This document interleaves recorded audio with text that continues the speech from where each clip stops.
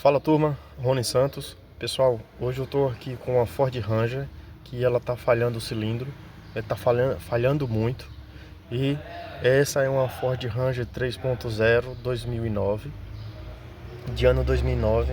Eu vou funcionar o carro, vou mostrar para você qual é a situação do carro e depois eu volto aqui dentro do carro e mostro no aparelho de diagnóstico quais são as falhas e o porquê que eu acredito que as falhas que estão sendo apresentadas não tem a ver com o sintoma do carro. E vou tentar também mostrar para vocês os procedimentos de diagnóstico até chegar no diagnóstico mais conclusivo e assertivo e acertar, entendeu? Então pessoal, olha, o carro aqui tá com o motor falhando, né? A Ford Ranger, e o cliente queria que eu tirasse os bicos injetor desse carro. Só que aí eu, conversando com ele desistiu de tirar os bicos e pediu que eu fizesse um diagnóstico. Vejam só, dá pra ver que ele tá balançando muito. E um detalhe, eu consigo tirar aqui o conector do sensor do reio e vejam só a reação. Ele para o falhamento, certo? Ele para o falhamento. Agora eu vou voltar para lá para dentro, vou colocar o scanner e vou mostrar a falha que está sendo apresentada lá.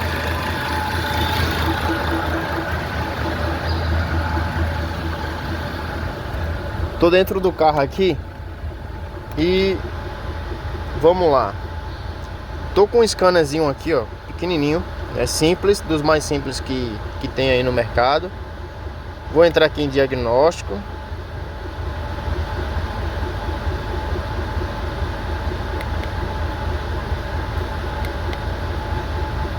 Ok, tá demorando um pouco, mas aqui, ó, fazer a leitura dos códigos de falha. Tá fazendo a leitura. Ó, essa falha que tá dando aqui, apresentando, é relacionada ao turbo compressor. Eu vou fazer uma pesquisa aqui na internet e vou deixar aqui, ó. Eu vou deixar acima aí para você ver o que é essa descrição. Porém, eu acredito, não tô acreditando que seja esse o causador do problema. Eu vou aqui em dados ao vivo, né? Dados ao vivo é o que? A parte do scanner onde eu consigo analisar a reação de cada sensor, o que cada sensor está enviando para o módulo. Então eu tenho aqui, ó, ECT como temperatura do líquido de arrefecimento, ou popularmente falando, a temperatura da água do motor, certo? Eu tenho aqui a pressão do coletor, que é o sensor MAP, tem o RPM, tem a velocidade do carro, que para aqui, para o nosso diagnóstico não faz muito sentido, e tem o IAT, né, em 150 graus. IAT é a temperatura do coletor de admissão, certo? E aqui por diante eu vou ter outros sensores, mas o que eu quero chamar a atenção é essa temperatura aqui, ó, IAT de 150 graus e ECT de 58 graus. Essas duas temperaturas têm uma grande diferença em seus valores, né, em relação ao valor de uma com a outra. A IAT está muito alto mesmo a temperatura, certo? Então a gente precisa focar um pouco nessa temperatura aí. Então a gente precisa focar um pouco nessas duas temperaturas, né? Que é a temperatura IAT e a ECT, onde uma está em 58 graus e a outra está em 150 graus. Essa temperatura de 150 graus pode estar interferindo no equilíbrio da injeção do motor. Aqui é uma Ford Ranger 3.0 motor diesel, né? ano 2009. Então tá falhando muito. E outro detalhe, quero chamar a atenção dos colegas profissionais que não pulem etapas. Se existem etapas, que sigam. Quais são as etapas? Scanner, leitura de falhas, leitura dos parâmetros, né, em tempo real, e análise no componente. Se tem um componente e nesse componente vai alimentação negativa, e nesse componente vai alimentação negativa, e esse componente tem os seus pinos de retorno de sinais, então que seja feito o retorno com a outra ferramenta, que é o multímetro, que é uma ferramenta muito boa, e quem tem e sabe usar o osciloscópio também use, porque são ferramentas bacanas, certo? E quero chamar a atenção para um detalhe, que é a leitura em resistência usando o multímetro, e também para o uso do material técnico. Então, com o esquema elétrico você vai fazer todos os testes naquele componente que está sendo acusado. Nesse, a gente vai estar trabalhando em cima do sensor MAP, que embutido nele, em conjunto com ele, tem o sensor de temperatura da admissão, que está em 150 graus, certo? Então a gente vai lá medir o valor de valores em tensão. Vamos ver se tem negativo, vamos ver se tem positivo, vamos ver se tem os valores lá de sinais, certo? Agora eu vou fazer o teste de alimentação do sensor para poder deixar como exemplo de como a gente tem que estar seguindo. Estou aqui com o material técnico, onde eu consigo ver o valor, né, e saber qual é a pinagem que recebe a alimentação. O pino 3 recebe uma alimentação de 5 volts lá do módulo, do conector B do pino C3, e o pino 1 do conector recebe do conector B J4 um sinal de aterramento. Cada linha dessa aqui representa um fio, tanto que tem aqui letra B, IM, falando que branco e marrom, azul e vermelho, e assim por diante.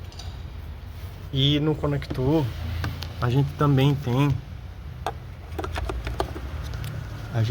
tem os números que estão lá, que estão sendo mostrados lá no esquema elétrico. Tá vendo? Número 1, número 2, número 3, número 4. Ou seja, são 4 pinos.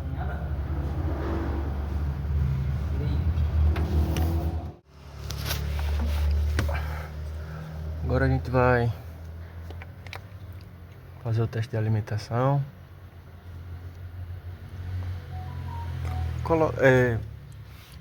Aqui no pino 3, né? Pino 3 e pino 1 é sinal de alimentação negativo e positivo. Aqui no multímetro. No multímetro está dando 5 volts, então temos um aterramento e também temos positivo. Então tá ok. Temos alimentação positiva e negativa. A gente viu lá no scanner que o MAP está funcionando, só que a questão do pino do sensor de temperatura da admissão está um valor totalmente errado. E agora como é que a gente vai saber? Lá aqui no esquema elétrico está mostrando aqui valores de resistência e valores em temperatura, né, em graus. 50 graus, 80, 20. E a gente consegue fazer a medição por esse pino aqui, pino 1 e pino 2. Só que aqui no multímetro a gente precisa mudar para a escala de resistência. A gente vai lá, lembrando que não pode ter alimentação. Então a gente precisa desligar a ignição. Vou desligar aqui.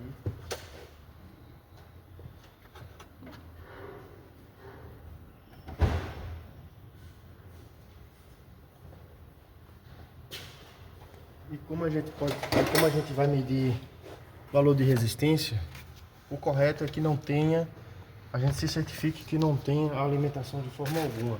Então, para a gente se certificar disso, eu vou desligar o conector, o polo da bateria. Certo. O carro estava em funcionamento e usando a temperatura que ele está em funcionamento, a gente vai pegar os valores que tem na tabela de resistência e comparar eles. Eu vou conectar. Para poder fazer o teste de resistência, tem que estar o conector conectado num sensor. Valores de resistência. Ai, quebrei.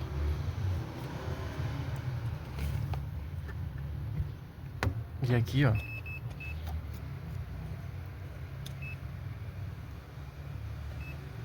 tem um valor de 688 quilômetros. Aqui, olhando para a tabela aqui, ó, quando a gente encontra, a gente vai procurar aqui uma faixa de 600. Aqui 570, 600, né? Tá dentro da faixa. Então, em 600 ohms, ele vai estar aproximadamente aqui entre 70 graus em temperatura. Lembrando que lá no scanner mostrou 150 graus. Então, se lá tá marcando 150 e aqui a gente tem uma leitura de aproximadamente aí 60, de 60 a 70 graus, e a gente já fez o teste de continuidade, a gente já fez o teste de resistência entre o conector do sensor e o conector do módulo, a gente tem muito provavelmente um defeito no módulo. A gente precisa tirar esse módulo e levar para a bancada para poder fazer um teste mais aprofundado, né? Então é isso, é desse jeito que a gente consegue fazer esse teste. Então a gente tem aqui um possível defeito no módulo. A gente tem que arrancar esse módulo e mandar para a bancada para poder fazer, e assim que tiver feito o teste da bancada, será confirmado o módulo tem defeito ou o módulo não tem defeito. Mas esse é o procedimento que você tem que fazer para poder chegar no diagnóstico mais preciso, né? Mais preciso, e evitar erros, certo?